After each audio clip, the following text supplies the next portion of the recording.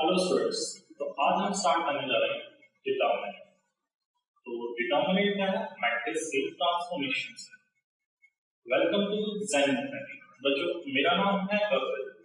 मैंने last lectures में आपको मैट्रिक्स के बारे में बताया था। जैसे कि आपके सामने डिस्प्ले की स्क्रीन आई है, यहाँ पर कुछ इलेक्ट्रॉनिक सर्किट्स हैं, यहाँ पर मेरे पास बेटा यहाँ देखो क्या है, इमेजेस है, ठीक है। और बेटा यहाँ पर मेरे पास क्या है कि हमारे पास ग्राफिक्स है। ये सारा का सारा हमें मैट्रिक्स के अंदर पढ़ा भी था, दिखता भी था। तो बेटा मैट्रिक्स की ब्रांच है जिसको हम कहते हैं डिटरमिनेंट। तो बेटा डिटरमिनेंट होता क्या है, इसके बारे में थोड़ा सा डिस्कस करते हैं कि किसी भी स्क्वायर मैट्रिक्स को की वैल्यू निकालने के लिए जो हमारे पास ब्रांच मिली, उस ब्रांच को हम कहते हैं डिटरमिनेंट। तो बेटा ये क्या है, एक टूल है। टूल का मतलब कि एक ऐसा सिस्टम है जिससे हम किसी भी स्क्वायर मैट्रिक्स की वैल्यू निकाल सकते हैं। Welcome to my new topic determinants. तो बच्चों, डिटरमिनेंट्स के बारे में जैसे कि मैंने बताया था कि किसी भी स्क्वायर मैट्रिक्स की, बेटा यहाँ पर अगर हम ध्यान से देखें, let A be any square matrix. तो स्क्वायर मैट्रिक्स के बारे में आपको पता है कि ऐसी मैट्रिक्स जिसके ऑर्डर, ठीक है, नंबर ऑफ रो और नंबर ऑफ कॉलम क्या होनी चाहिए, बराबर होना चाहिए। मींस ऑर्डर में क्या है, n by n, ठीक है, where n equals to n होना चाहिए। तो ऐसी मैट्रिक्स को हम स्क्वायर मैट्रिक्स कहते हैं। तो इस मैट्रिक्स को अगर हम डिटरमिनेंट में सिंपलीफाई करें तो हमें उसकी कुछ वैल्यू मिलेगी। तो बेटा जो डिटरमिनेंट होता है उसको रिप्रेजेंट करने के लिए हम इस तरीके से रिप्रेजेंट करते हैं। टू वर्टिकल लाइंस के अंदर अगर हम उस मैट्रिक्स को प्रेजेंट करते हैं तो ये जो सिंबल है ये इसमें क्या है, रोटेशन है, डिनोट करने के सिस्टम। तो बेटा इस तरीके से भी लिख सकते हैं, ठीक है। तो बेटा तुम्हें ये पता चल रहा है कि डिटरमिनेंट को किस तरीके से रिप्रेजेंट किया जाता है, उसको डिनोट कैसे किया जाता है। तो बेटा देखो, यही हमने बताया था कि मैट्रिक्स में हमारे पास कोई भी मैट्रिक्स को लिखने का एक तरीका होता है। या तो मैं उस मैट्रिक्स को इस तरीके से लिख सकता हूं या तो मैं इसको इस तरीके से लिखूं। लेकिन डिटरमिनेंट लिखने के लिए हमारे पास एक सिस्टम है।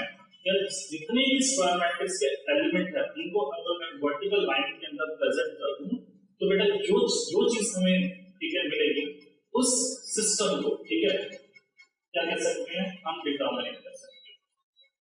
तो बेटा देखो यहाँ पर हम बात करते हैं डिटरमिनेंट ऑफ ऑर्डर 1।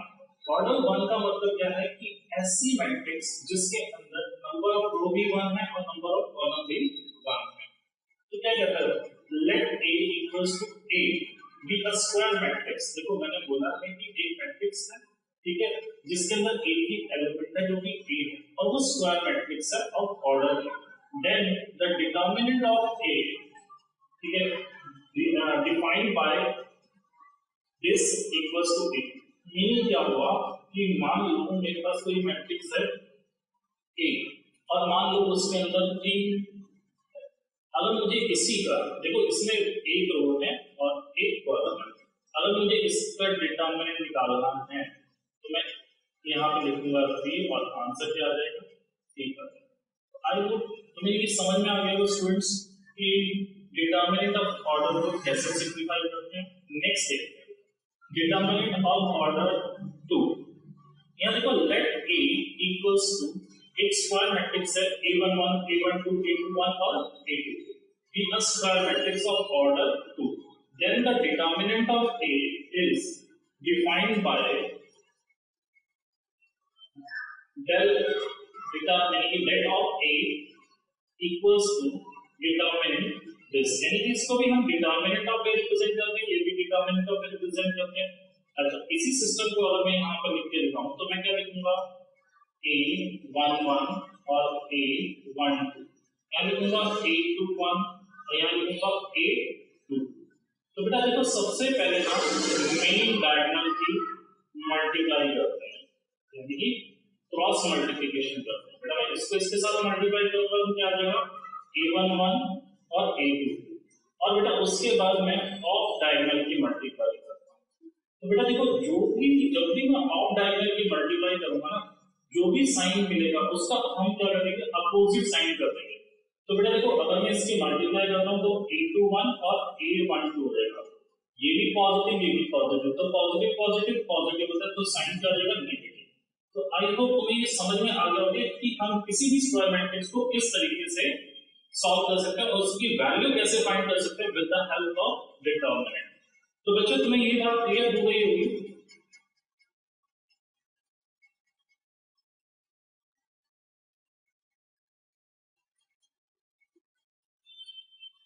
तो बेटा यहाँ पर उसी सिस्टम को एनिमेशन के थ्रू देखते हैं। तो बेटा देखो सबसे पहले हमने क्या किया कि प्रिंसिपल डायगोनल को मल्टीप्लाई किया, देन हमने क्या किया जो ऑफ डायगोनल है उसको मल्टीप्लाई किया। तो बच्चों आपको ये भी पता चल गया होगा कि डिटरमिनेंट को किस तरीके से सॉल्व करते हैं। तो बेटा स्टार्ट करते हैं डिटरमिनेंट ऑफ ऑर्डर 3। तो डिटरमिनेंट ऑफ ऑर्डर 3 क्या है, late a equals to a11 a12 a13 a21 a22 a23 a31 a32 a33, ठीक है, एक स्क्वायर मैट्रिक्स है order 3। Then the determinant of a defined by this. तो बेटा डिफाइंड बाय दिस का मतलब क्या है कि मैंने बताया कि किसी भी डिटरमिनेंट को दो वर्टिकल लाइंस के अंदर रिप्रेजेंट किया जाता है। तो बेटा आई होप तुम्हें ये पता चल गया होगा। अब इसकी भी वैल्यू निकालने के लिए हमारे पास एक प्रोसीजर है। प्रोसीजर क्या है आइए समझते हैं। देखो बेटा यहाँ पर लिखा हुआ है फर्स्ट रो और फर्स्ट कॉलम। बेटा मैं क्या करता हूँ जरा ध्यान से देखो, मैंने इसको इस तरीके से रिप्रेजेंट किया first row and first column. मैं ऐसा लिखूंगा यहाँ पर a11 और बेटा यहाँ जरा ध्यान से देखना, मेरे पास एक ये जो एलिमेंट्स बचे हुए हैं मैं इसको इस डिटरमिनेंट के अंदर रिप्रेजेंट करूंगा a22 a23 a32 और a33। सिमिलरली बेटा यहाँ पर मैं माइनस डाल दूंगा, लिखूंगा a13, फिर डिटरमिनेंट का साइन डालूंगा। अब मैं क्या कर रहा हूँ जरा ध्यान से देखना, मैंने यहाँ लिखा a12, नोटिस करो a12 का मतलब है पहला रो दूसरा कॉलम डिलीट करो। अब इसका मतलब ये है कि मैं इसको बेटा यहाँ से यहाँ तक डिलीट करूंगा। तो बेटा मेरे पास जो एलिमेंट्स बचे हुए हैं वो लिखे हुए हैं a21 a31 और यहाँ पर लिखा हुआ है a23 और a33। यहाँ पर बेटा मेरे पास आ जाएगा a13। अब बच्चों अगर मैं इसमें देखूं कि मेरे पास पहला रो तीसरा कॉलम बंद कर दें तो मेरे पास क्या आ जाएगा a21 a31, यहाँ पर आ जाएगा a22 और यहाँ पर आ जाएगा a32। अभी मैंने इसी सिस्टम को आपको सॉल्व करने के लिए बताया था कि सबसे पहले क्या करते हैं प्रिंसिपल डायगोनल की मल्टीप्लाई करते हैं। तो प्रिंसिपल डायगोनल की मल्टीप्लाई किस तरीके से करेंगे बेटा, इसकी मल्टीप्लाई इसके साथ करेंगे तो क्या आ जाएगा a22 और a33। मैंने क्या किया इसकी मल्टीप्लाई इसके साथ की, फिर बच्चे मेरे पास आ जाएगा a23 और a32 a12 a21 और a33 माइनस में a31 और a23। यहाँ पर आ गया मेरे पास a13, यहाँ आ जाएगा a21 और a32 माइनस में a31 और आ गया a22। This is the system to solve the determinant, यानी कि ये ऐसा सिस्टम है जिससे हम किसी भी स्क्वायर मैट्रिक्स को निकाल सकते हैं, चाहे वो 1/1 चाहे वो 2/2 हो चाहे वो 3/3 हो। तो बच्चों तुम्हें ये पता चल गया होगा कि हम किसी भी स्क्वायर मैट्रिक्स की वैल्यू कैसे निकाल सकते हैं। तो बेटा यही चीज मैंने आपको एनिमेशन के थ्रू समझाई है जो कि आपकी स्क्रीन पे है।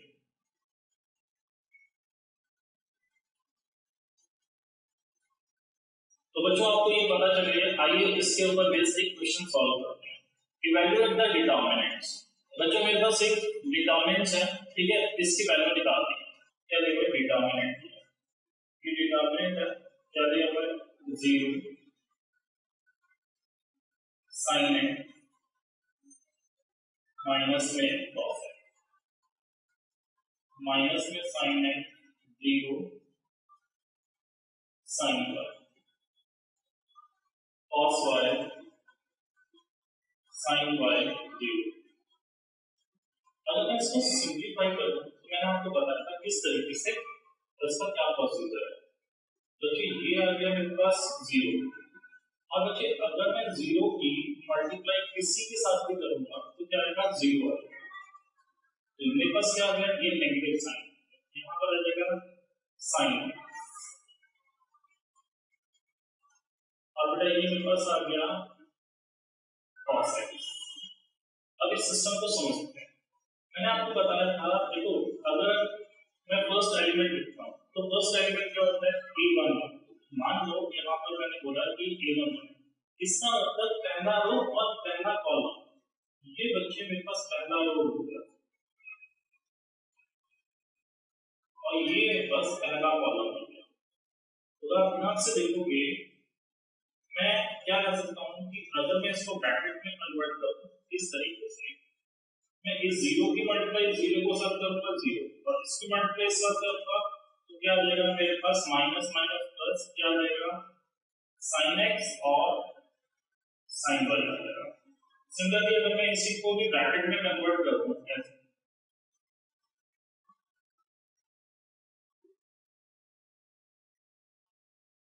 तो ध्यान से देखो अब यहाँ पर लिखा हुआ है a12 यानी कि पहला रो दूसरा कॉलम, और मैं दूसरे कॉलम को बंद कर देता हूं।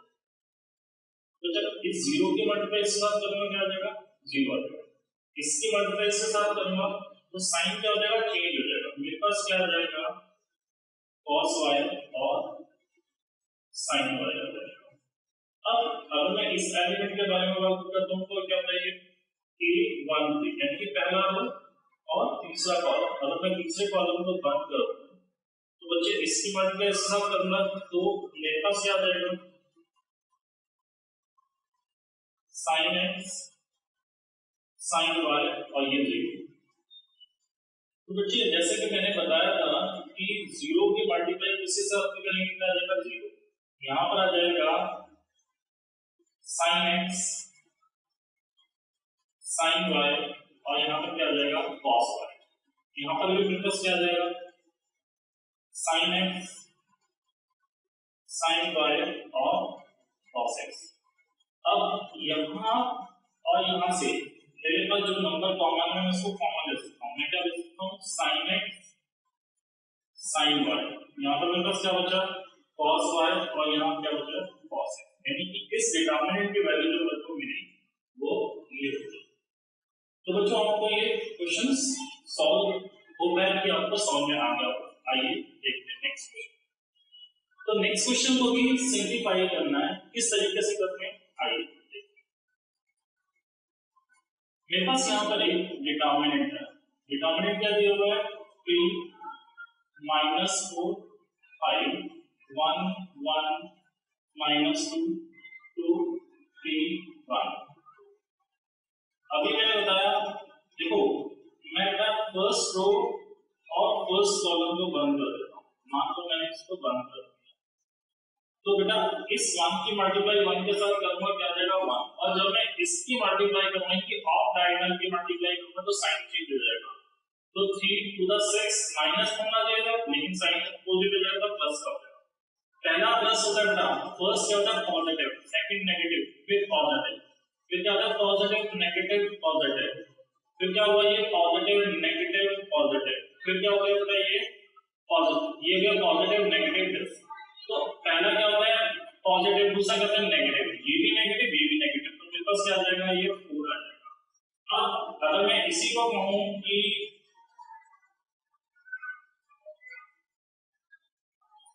फर्स्ट रो और सेकंड कॉलम को मैं डिलीट कर देता हूं यानी कि बंद कर देता हूं। तो बच्चे इस 1 की मल्टीप्लाई 1 के साथ करूंगा क्या आ जाएगा 1, इसकी मल्टीप्लाई के साथ करूंगा क्या आ जाएगा 4 आ जाएगा।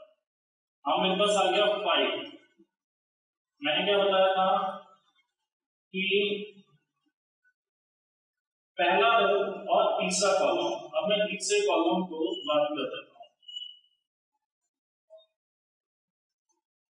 तो इस 1 की मल्टीप्लाई 3 के साथ करूंगा करूंगा क्या आ जाएगा 3, इस 2 की मल्टीप्लाई 1 के साथ करूंगा माइनस का 2, तो यहाँ पर आ गया 3, ये 7 आ गया, ये 4 आ गया, ये 5 आया, 5 आ गया, 1 आ गया, 21, 25,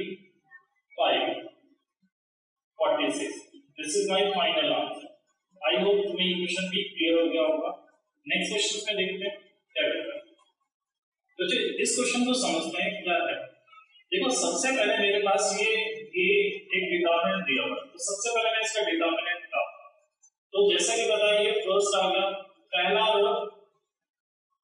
कॉलम बंद कर दो, तो बेटा 4 की मल्टीप्लाई 1 के साथ करोगे 4 माइनस 0, फिर बेटा 0 आता है, 0 को किसी भी नंबर के साथ मल्टीप्लाई करोगे तो यहाँ पर आ जाएगा 1, पहला रो तीसरा कॉलम 1, इसकी मल्टीप्लाई सब करोगे, इसकी मल्टीप्लाई सब करोगे, ये भी क्या आ जाएगा 0 आ जाएगा।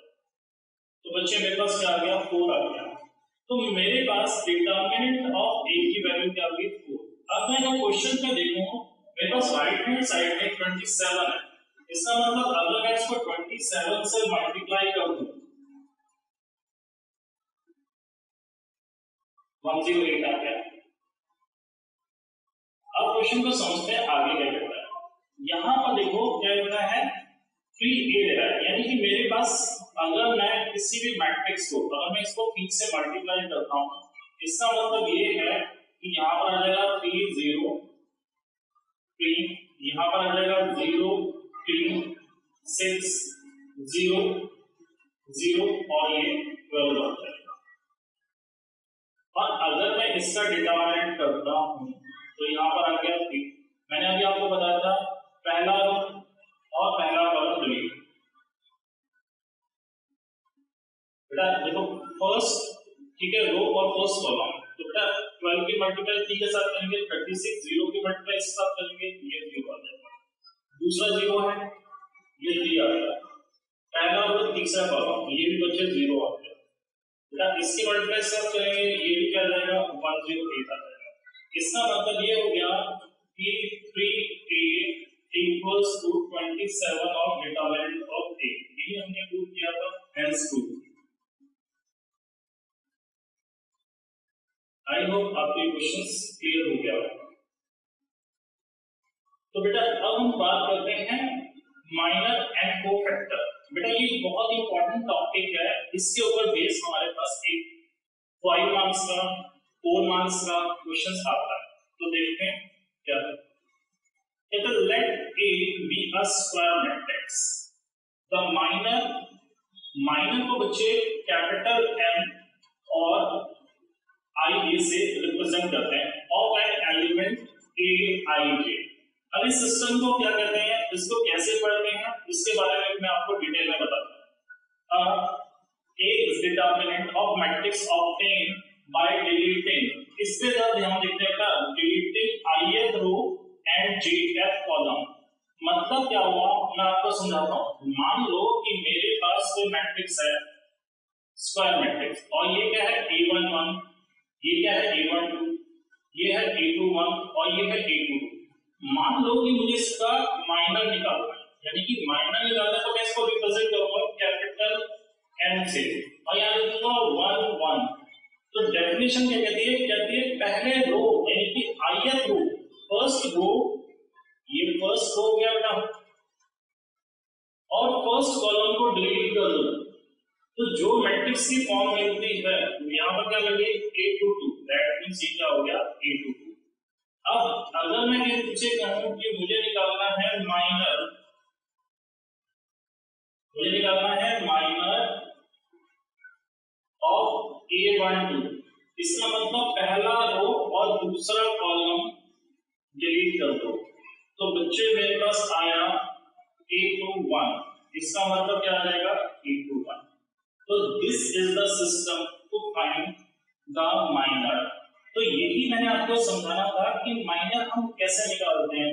किसी भी डिटरमिनेंट के माइनर को निकालने के लिए उस एलिमेंट के ith रो और jth कॉलम को रिमूव करना होगा, जो बाकी रिमेनिंग एलिमेंट्स होंगे उनको हम डिटरमिनेंट के अंदर रिप्रेजेंट करेंगे और सिंपलीफाई करेंगे। जैसे हम सिंपलीफाई करेंगे जो हमें रिजल्ट मिलेगा वो क्या मिलेगा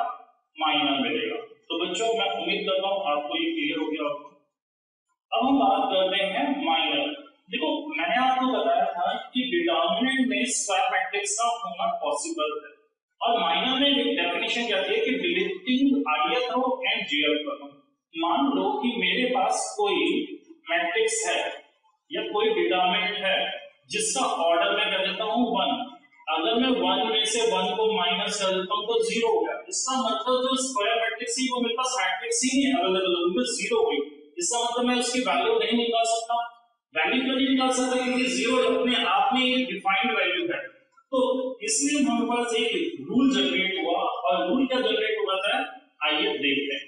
the minor of an element of the determinant of order n where n greater than equals to 2, यानी कि यहाँ पर n की वैल्यू 1 नहीं हो सकती, 2 हो सकती है, 3 हो सकती है, क्योंकि स्क्वायर मैट्रिक्स है। और माइनर निकालने के लिए हमें ith रो और jth कॉलम को रिमूव करना होता है। Is the determinant of order n-1।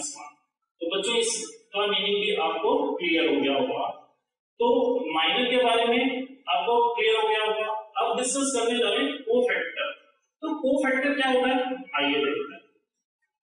The cofactor of an element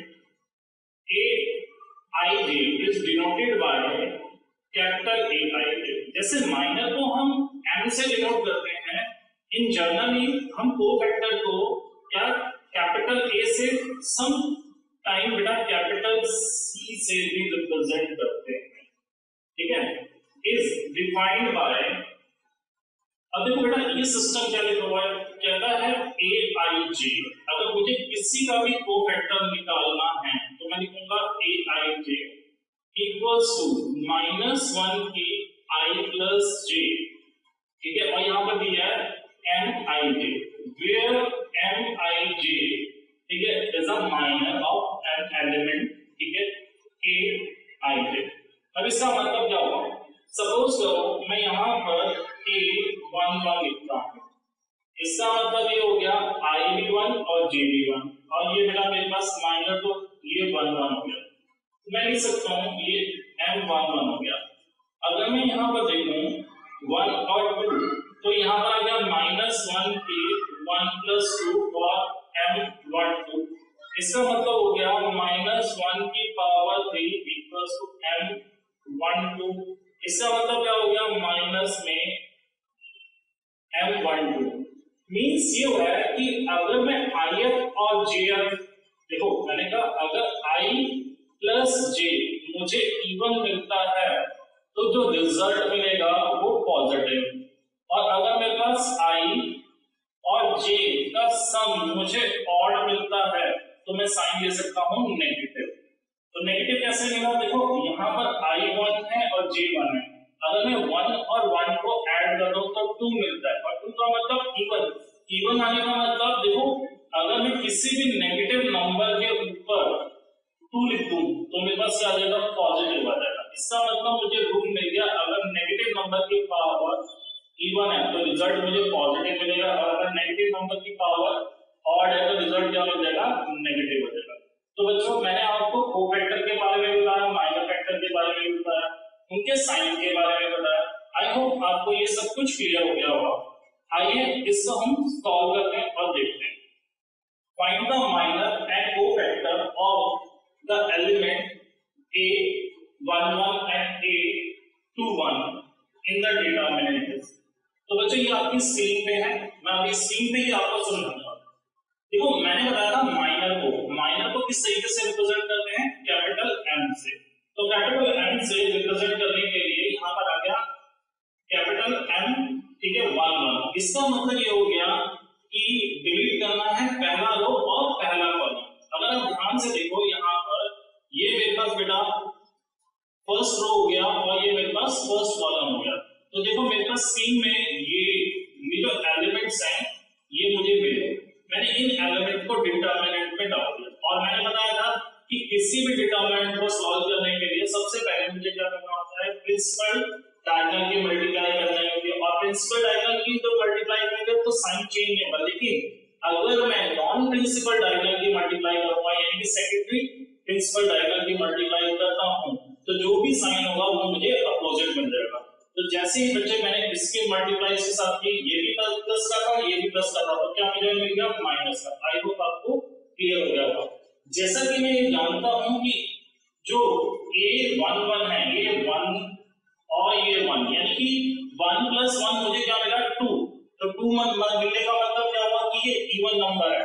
इसके को फैक्टर में जो मुझे रिजल्ट मिलेगा वो सेम मिलेगा। सेम का मतलब ये है जो इसका माइनर होगा वही इसका को-फैक्टर होगा। तो जरा ध्यान से देखो, cofactor of an element A11 equals to capital N this. मैंने अभी बताया क्योंकि 1 + 1 क्या है 2, और 2 की ऑड की पावर, यानी कि अगर मेरे पास कोई नेगेटिव साइन है और उसकी पावर मेरे पास क्या है इवन है, तो रिजल्ट क्या आएगा पॉजिटिव आएगा। अगर आप कंसीडर करो, यहां ध्यान से देखो, जो मेरे पास माइनर की वैल्यू है वही मेरे पास को-फैक्टर की वैल्यू है। लेकिन अगर मैं A12 निकालता हूं या A21 निकालता हूं, फॉर एग्जांपल यहां पर मैं A21 निकालता हूं और 2 और 1 को अगर मैं सॉल्व करता हूं, तो यानी कि अगर मैं ऐड करता हूं तो मुझे क्या मिलता है ऑड, यानी कि जो भी माइनर का रिजल्ट होगा वो फैक्टर में बस साइन क्या होना चाहिए नेगेटिव होना चाहिए। तो बच्चों आपको ये बात क्लियर हो गई होगी।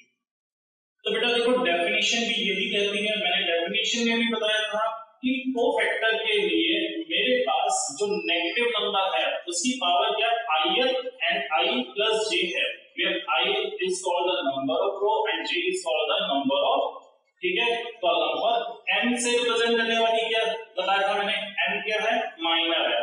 तो बच्चों आपको ये क्लियर हो गया। तो बेटा इसी के बारे में अब हम इस क्वेश्चन को सॉल्व करते हैं। तो देखो मुझे माइनर निकालना है, माइनर ऑफ, ठीक है, minor n cofactor of the element of the determinant. Suppose करो मैंने बताया कि मुझे माइनर निकालना है, तो कैपिटल 1 लिखूंगा। मैंने अभी बताया कि अगर मैं फर्स्ट रो, जरा ध्यान से देखो, फर्स्ट रो और फर्स्ट कॉलम को डिलीट कर देता हूं, तो बेटा जो वैल्यू मिली वो रिमेनिंग वैल्यू मेरे पास ये मिली। अगर मैं बेटा 7 की मल्टीप्लाई 0 के साथ करूंगा तो 0 आ जाएगा।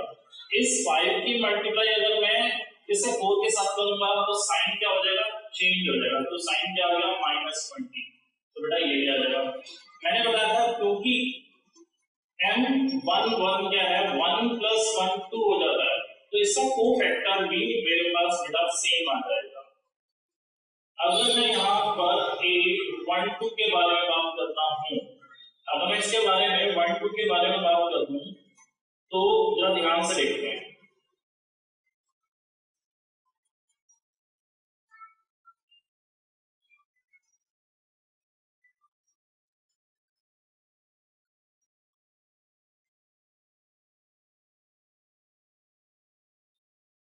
अगर मैं बात करूं आपसे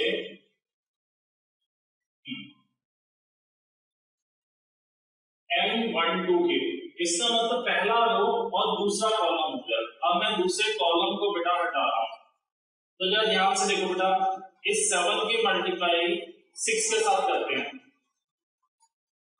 माइनस में 42, और बेटा 1 की मल्टीप्लाई 4 के साथ करेंगे क्या आ जाएगा माइनस में 4, और आंसर मेरे पास क्या आ जाएगा 46।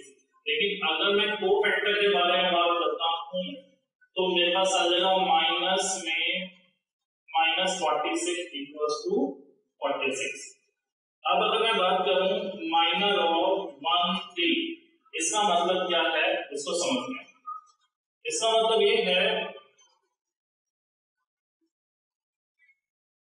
कि पहला रो और तीसरा कॉलम मैं हटा देता हूं।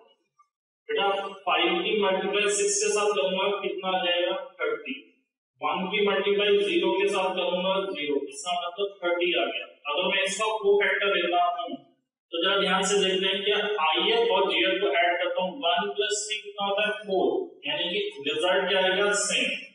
तो बच्चों आपको ये क्लियर हो गया होगा। इसके आगे आप खुद सॉल्व करना। अगर आपको डाउट हो तो आप कमेंट्स में अपने डाउट डिस्कस कर सकते हो, लिख सकते हो, उसी की हम वीडियो बना के आपको बताएंगे।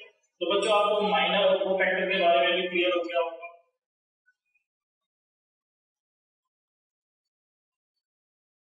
तो बेटा ये भी क्वेश्चन आपका होमवर्क के लिए, तो आई होप आपको ये बात क्लियर होगी। थैंक यू, मिलते हैं नेक्स्ट लेक्चर।